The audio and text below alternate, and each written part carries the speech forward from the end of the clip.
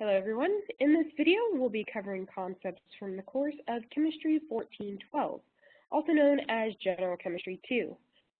So I'm going to go ahead and share my screen, and we'll open up a PowerPoint presentation that will tell us the topics we're covering today.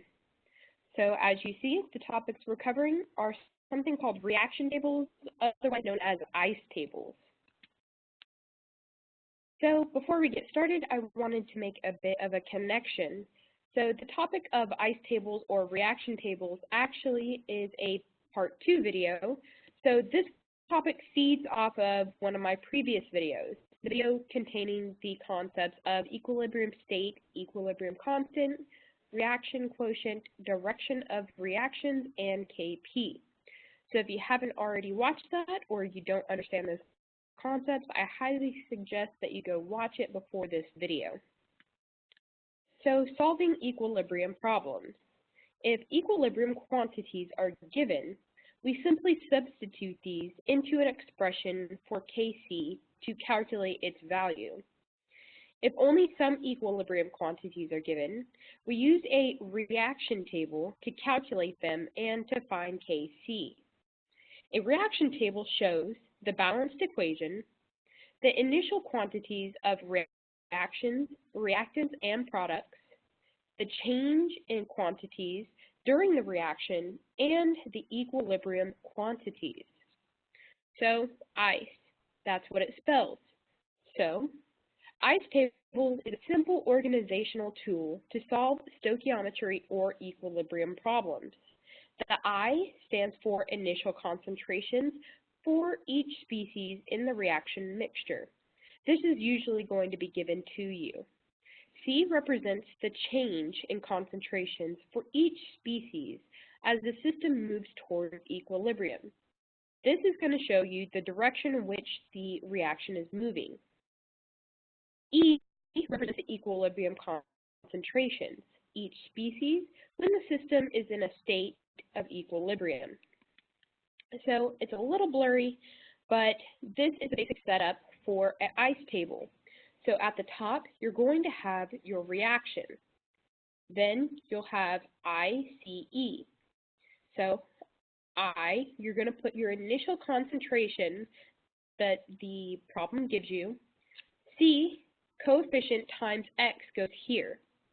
So, for example, say my reaction was going from reactants to products. So my reactants right here and my product right here. If I'm going from reactant to product, my reactants will decrease as my products increase.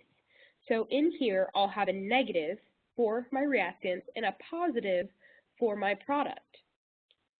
It also says coefficient times X. So I say I already have my negative. There's a 1 here because there's no number given, so it's negative X goes in our change. For this one, it's negative 3X. And then for our product, since it's increasing, it's positive 2X. And then the equilibrium, it's the result of adding or subtracting the I and the C. So you're going to have your initial concentration minus X that goes here. You'll have your initial concentration minus 3X here. And you would have your initial concentration plus 2X here. And that's the general setup for an ICE table. So for the rest of the video, we're going to be working examples of how to solve these. So the equilibrium constant, Kc, for the reaction is 49 at 230 degrees Celsius.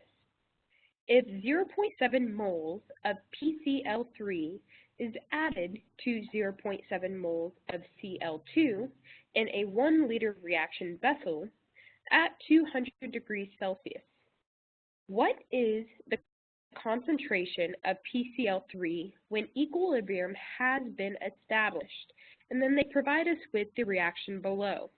So I'm going to go ahead and exit the PowerPoint and move over to my boogie board so that we can go ahead and write this all out. So we can set up our reaction table.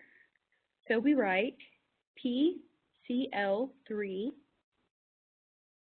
Cl2 and PCl5. These are the components of our reaction. I draw lines and I write ICE. Make these a little longer. And we can start to plug in what we know. So we know that the reaction is going from reactants to products because the initial concentrations they gave us. They gave us the moles of both our reactants, but they didn't give anything for our product, which means our product starts at 0 and that we're moving from reactants to products. What that tells us is that for C, we're going to be increasing our product and decreasing for our reactants. And then to the side, I'm just going to write our Kc value because we'll use this later. And then before we plug in, we were told that we have 0.7 moles. So to plug it into this table, we have to have it in molarity. So molarity is going to be moles per liter. And each of these is 0.7 moles, and we have a 1 liter vessel. So 0.7 divided by 1 is going to give us 0.7 molar. So each of these will be 0.7 molar concentration. We then look at our coefficients for each compound to see if there's a number that goes with our X. Each of them only have 1. So we simply write an X to fill in our C. And then for E, we're going to bring everything down. So we say 0.7 minus X, 0.7 minus X, and X. They want us to find the concentration of PCl3. To do that, we have to figure out what this equals. So to do that, we need to solve for X. So what we can do to solve for X is use our Kc value. They provide what Kc equals, so we can use that to solve for X. So we know the equation for Kc is going to be our products divided by our reactants. So it's going to be the concentration of PCl5 divided by the concentration of PCl3 times Cl2. And so we can plug what we have, even though we don't have exact numbers, we can plug this in to be able to solve for Kc. So we can say that 49, because that's what our Kc is, so 49 equals the concentration for PCl5 was X, so X divided by PCl3 times Cl2. You'll notice that both of them are the same, so you can either write them side by side or you can put it once and square it. So you can do 0.7 minus X squared. This just shows that we have twice down here. We now need to work to solve for X. So we're going to use basic algebra to make it a flat equation without our fraction. So to do that, we have to we multiply our denominator times our other side of the equation. So it becomes 49.7 minus X squared equals X. Sorry, this goes out there. So now I can FOIL out this to be able to make it more linear. So we say 0.7 minus X times 0.7 minus X, and we're going to FOIL. So FOIL means first, outer, inner, last. So first would be our first on this one times our first over there. Outer will be our first times our last. Inner will be our second times our first, and last will be our last times our last over here. So we're going to do all this. So when you multiply 0.7 times 0.7, you get 0.49, and then you do your next one, which is minus 0.7x, your other, which is minus 0.7x, and then plus x squared, because a negative times a negative gives you a positive, and x times x gives you a square. So we now need to condense this because we have two x values, so we simply add them together. So we get 0.49 minus 1.4x plus x squared. And we're going to plug that in right here. So we say 49 times 0.49 minus 1.4x plus x squared equals x. So now we need to factor in our 49 to each of our variables. So I'm going to go ahead and erase this real quick just to make it a little bit easier to read. So we're factoring in that 49. So it was 49 times 0.49 minus 1.4x plus x squared equals x. So when we factor that in, we're going to get, I'm going to go ahead and flip this equation right here so that my squared is first, but it doesn't really change the equation. So it's 49x squared, and then we multiply times the 1.4x, and so we're going to get minus 68.6x plus, and I'm going to multiply the 0.49 times the 49, and I'll get 24.01 equals x. Because I have an x squared when I'm solving, I'm going to have to end up using the quadratic formula. But to use that, I need to be able to have everything on one side in the equation equal to 0. So I need to move this x over. So I say minus x on both sides. And so this becomes 49x squared minus 69, because I had to subtract one more, 0.6x, plus 24.01 equals 0. So now it's ready for me to plug into the quadratic formula. For those who don't remember what it is, the quadratic formula is x equals negative b plus or minus the square root of b squared minus 4ac divided by 2a.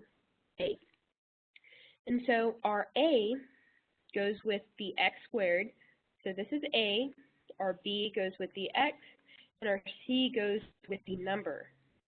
So we're going to plug everything we have in. So we have x equals 69.6 plus or minus the square root of 69.6 squared minus 4 times 49 times 24.01, and this whole thing divided by 2 times 49. So we're going to get two answers, because when you plug it in, you plug one in with plus and one in with minus, and we're going to get two x's. So we have x equals 0.59, and we have x equals 0.83. So going back to what our ice table was, we know that we're looking for the concentration of PCl3. And at equilibrium, it was 0.7 minus x. So we have to figure out which x to plug into this equation to get our concentration. So let's plug them both in and see what happens. So we do 0.7 minus 0.59, we'll get 0.11. We then do 0.7 minus 0.83, and we get negative 0.13. What we notice is we have one positive, one negative. For concentrations, you can't have a negative, which means we can't use this concentration. So, because we plugged it in with an X and got a positive concentration, the concentration of PCl3 is 0.11 molar, and that would be our answer. It's quite a bit of work, but after a while, it gets easier. So let's go ahead and go back to our PowerPoint presentation so we can work on our next example. Using the following reaction to calculate the equilibrium concentration of each compound. Assume Kc equals 9.32 times 10 to the negative 3 at temperature T, and that a 2.5 liter chamber is initially loaded with 0.05 moles of each compound, and then they provide us with the reaction below. So we'll go back to our boogie board to work this example. All right, so we have PCl5, PCl3, and Cl2. They give us 0.5 moles of each compound. But just like before, we can't plug it in as moles. We have to plug it in as molarity for concentration. So we have 0.5 moles of each compound.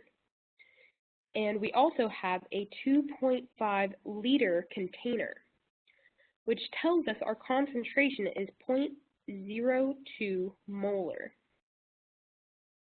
So for I, we can plug 0.02 in for each compound.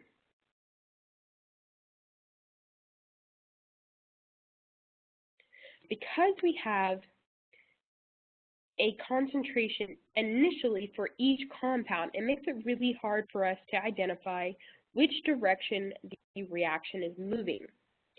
So we have to use our Kc and compare it to our Q. So our Kc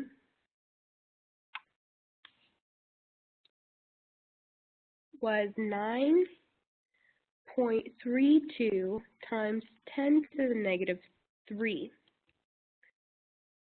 We can compare this number to a Q value, which we'll end up covering a little bit later, and it states that if our Q is greater than our K, then we're going from products to reactants.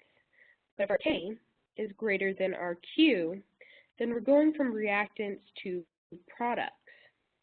So we need to determine what our Q value is so that we can determine if it's going from products to reactants or reactants to products. So to find Q, it's set up the exact same way as K, reaction-wise. So we'll still do our products divided by our reactants. So our Q equals our products, which was our PCl3 and our Cl2. So we do 0.02 times 0.02 divided by our reactants, which is also 0.02. This cancels out, so our Q equals 0.02. We're now comparing this 0.02 to our 9.32 times 10 to the negative 3. That means that we have to move our decimal 3 times. So our K is smaller than our Q, which means our Q is greater than K. So we're going from products to reactants. Because we're going from products to reactants, our products will have the negative, and our reactant will have our positive. Each of these have a 1 as a coefficient, so we can just put X. And then we bring everything down. So we have 0.02 plus x, 0.02 minus x, and 0.02 minus x. So we need to figure out what x is so we can plug it into each of these to find the concentration. So we can set up our k because they gave us k, so we can solve for x using that. So our k is 9.32 times 10 to the negative 3 equals the concentration of our products, so these two. So we're going to do 0.02 minus x squared divided by our reactant, which is 0.02 plus x. Just like before, we need to move our denominator to the other side. So we're going to do 9.32 times 10 to the negative 3 times 0.02 plus x equals 0.02 minus x squared. And you probably guessed it, we're going to have to factor and FOIL. So we're factoring in this to each of our compounds, and we're going to FOIL the right side. So let me go ahead and erase this so we have more room to do our math. So the first thing that we can do is factor. So if we do 0.02 minus x times 0.02 minus x, we can FOIL, and this will give us 4 times 10 to the negative 4 minus 0.02x minus 0.02x plus x squared. We can combine our two x's, so we get, I'm going to go ahead and flip it while we're at it. So we have x squared minus 0.04x plus 4 times 10 to the negative 4. While we're doing math, we can go ahead and factor in that k value into our denominator. So that was 9.32 times 10 to the negative 3 times 0.02 plus x. This will give us 1.864 times 10 to the negative 4 plus 9.32 times 10 to the negative 3x. So we can go ahead and write our equation back out. We have 1.864 times 10 to the negative 4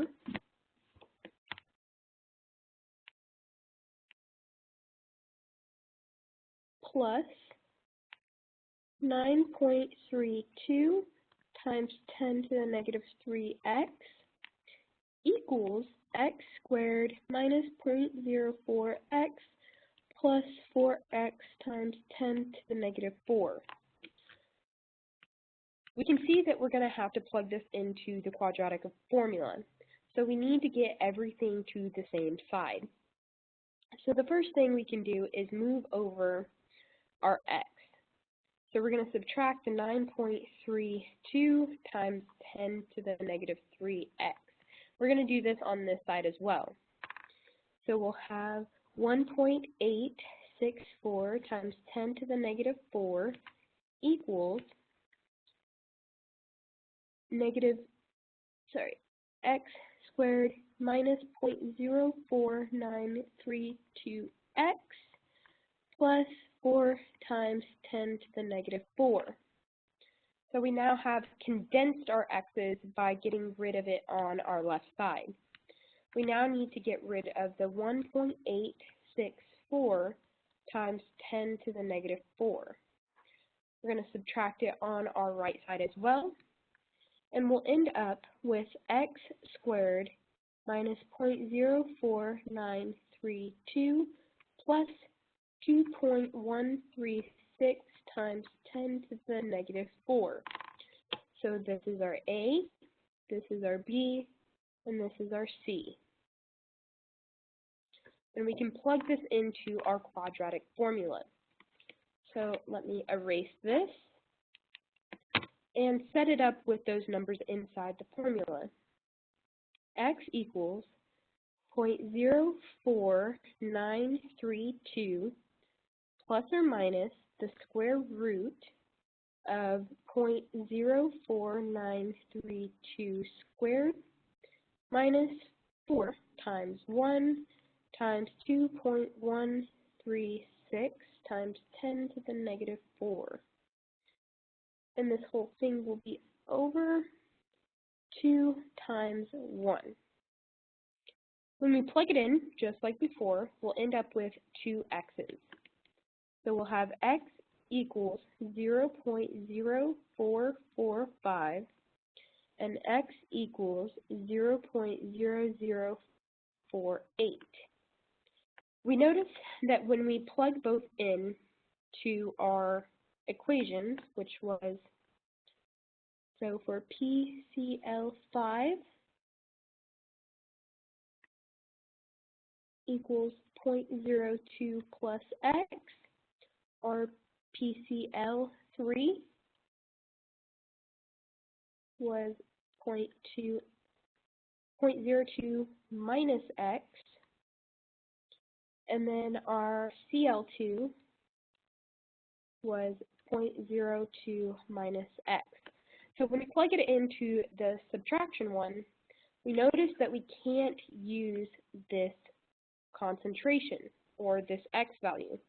So we're going to go ahead and cancel it out. We're going to have to use this because it gives us a positive value, while this one gave us a negative value, which we said we couldn't use. So plug in this for each x value, and we'll have 0.0248 molar for PCl5. We'll have 0.0152 molar for PCl3, and we'll have 0.0152 molar for Cl2. And that is the concentrations for each of the compounds at equilibrium. So let's go back to our PowerPoint presentation, and we can work on our third example. A mixture of 0.5 moles of carbon monoxide and 0.4 moles of bromine is placed in a rigid 1-liter container, and the system is allowed to come to equilibrium. The equilibrium concentration of COBr2 was 0.233 molar. What is the Kc for this reaction? So they gave us a little bit more information this time. We have COBr2 and COBr2.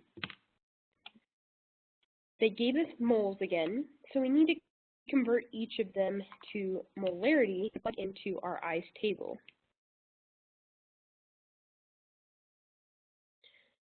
So for CO, we had 0.5 moles divided by 1 liter gave us 0.5 molar.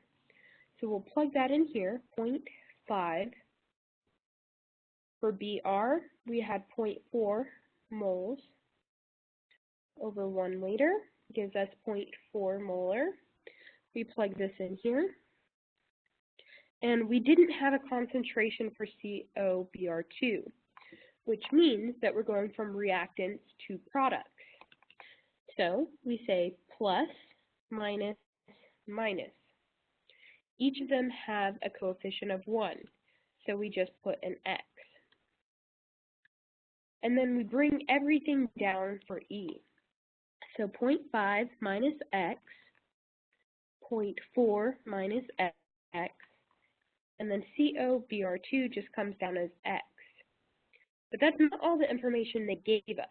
They told us at equilibrium, the concentration of COBr2 was 0.233 molar. That means that our X value is 0.233 molar. So we'll bring that down, and then we plug in 0.233 in for each of these X's. For Br2, we'll have 0.167, and for CO, we'll have 0.267. And now we can plug it into our equation to find Kc. So Kc equals the concentration of COBr2 over the concentration of CO times Br2. So now we can plug in the variables that we got. So Kc equals 0.233 divided by 0.267 times 0.167. This is going to be a Kc of 5.23, and that would be our answer. That makes it a little bit easier when they give us more information. And then finally, we have our last example. This one's going to have two parts. Consider the following chemical system. We have 2 IBr produces Br2 plus I2. 6.5 moles of iodine monobromide is placed in a closed 1-liter container at 150 degrees Celsius. At equilibrium, the concentration of Br2 is measured to be 0.5 molar. Part A, what is the concentration of I2 and IBr at equilibrium? Part B, what is the value of K for this reaction at 150 degrees Celsius? So let's go back to our boogie board. And we can set up our reaction table. So we have 2 IBr, we have Br2, and I2.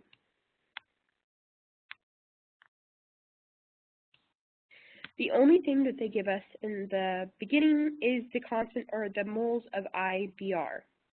They told us that we have 6.5 moles of IBr and that we have a 1-liter container. So we have 6.5 molar concentration of IBr.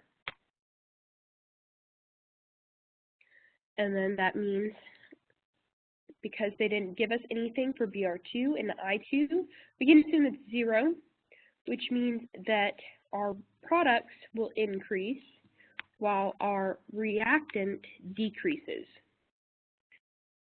We have a coefficient of 1 for our products, so we bring down the X, but we have a coefficient of 2 for our reactant, so it's minus 2X.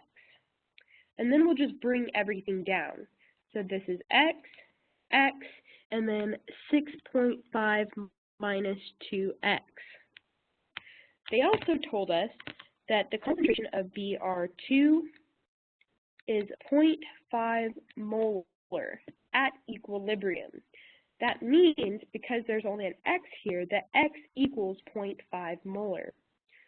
So the I2 also only has an X, so 0.5 molar here, 0.5 molar here, and then we do 2 times 0.5, which is going to give us 1, and so we have 6.5 minus 1, which would give us 5.5 molar at equilibrium. So for part A, the concentration for I2 is going to be 0.5 molar, and the concentration for IBr will be 5.5 molar. Part B wants us to find the K value.